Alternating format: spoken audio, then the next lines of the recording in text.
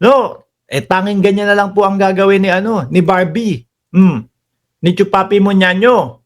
No, CM Baste, Chupapi Moñaño. Ano sinabi niya dito? Hindi ko alam no. Bisaya ewan ko kung ano ibig niya sabihin diyan. Nila ang presidente. Paki-ano nyo nga, paki-explain yung mga kababayan natin dito, mga kapatid natin, mga kasamahan sa paniniwala. No? Paki-comment nyo nga kung ano ibig sabihin niyang yung unang tinype ni Barbie. Nila ang presidente. Standing ovation pa, sabi. Standing ovation pa. It's already 3 years into his term. Pabahay na with swimming pool. Hindi mo alam yun, Baste. At eto, soplak na soplak ka. No? Nung panahon na unang araw ninyo na magmautog dyan sa Davao, itinapat nyo lang yon, di ba? Itinapat ho nila yung mautog nila gabi bago mag-inauguration po si Pangulong Bongbong Marcos doon sa mga ipinaayos na mga kalsada, doon sa mga irigasyon ng tubig, doon sa mga pag-aabot po nung mga titulo ng lupa doon sa mga magsasaka. Naalala nyo ho yun? Tinapat nila yung mautog nila. Itapat natin yung mautog natin kasi kinabukasan may inauguration. Tapos na yung mga proyekto ni Bongbong Marcos dito sa Davao. Para po sirain si Bongbong Marcos na ating Pangulo. No? Para mawalan ng saysay yung inauguration. Para po yung inauguration ng Pangulong Bongbong Marcos na ang ibig sabihin ay hindi po pinapabayaan ang Davao kahit na po iba ang kanilang paniniwala para mapagtakpan o matakpan nung kanilang first mautog. Ano po nangyari sa mautog nila? Wala. Di ba? Ayun, iilan na lang po ang sumasama. Nagpa-EDSA pa sila. Di ba, JCAS? Nagpa-EDSA pa sila. Ano nangyari sa EDSA? Wala na. No?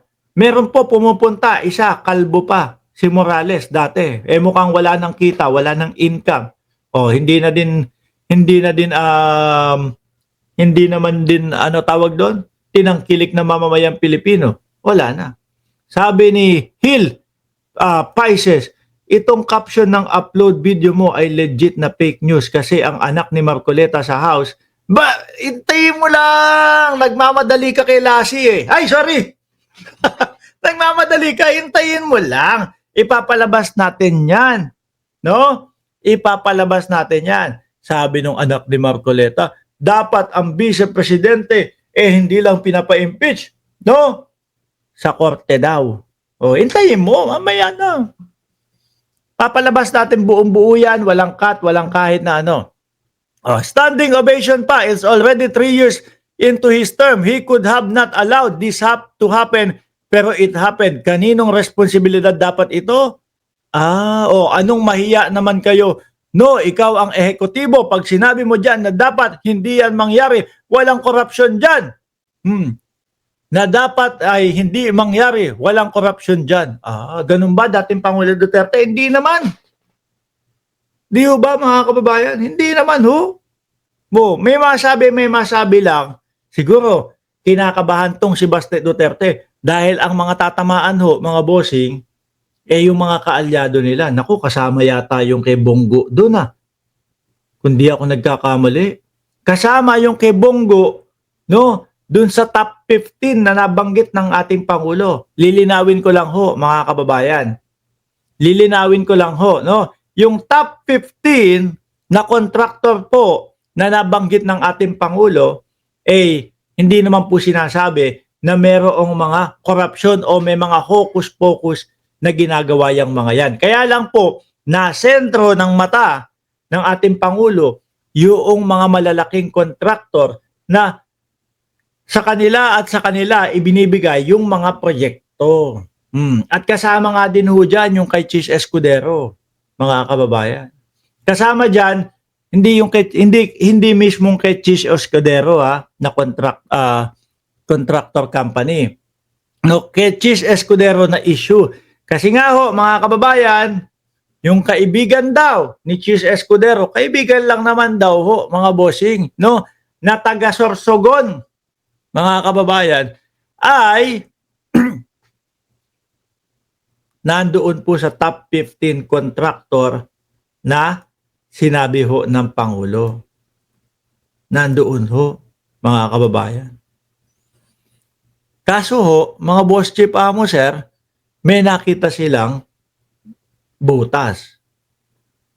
Na bawat na, 'di ba, sabi yung contractor na nasa loob ng top 15 na kaibigan ni Chis Escudero, yan ay nagbigay o nagdonasyon ng 30 million sa pangangampanya ni Chis Escudero. Sabi ho, naku, bawal yan. Aray ko po, bes. Campaign donations mula sa government contractors, bawal yan. Attorney Makalintal. Bakit daw ho, mga kababayan, bawal? Ganito lang ho kasimple yan. Ipapaliwanag ko lang ho, mga bossing.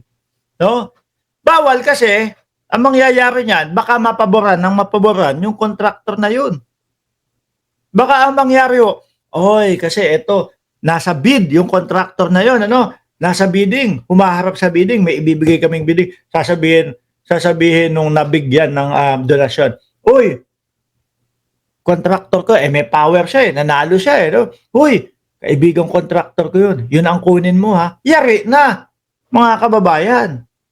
Di ba? Bias na, hindi na patas.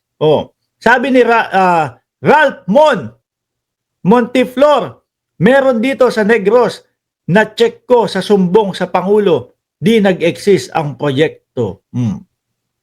Nandiyan din, hintayin mo lang pag nanalo si BP Sara. Babalikan ko tong channel mo kung ano na naman ang content. Balikan mo. No, baka hindi pagka nanalo si, alam mo, Jess Carlo, ang iniisip ko, pag nanalo si Inday Sara Duterte, magtatago na ako.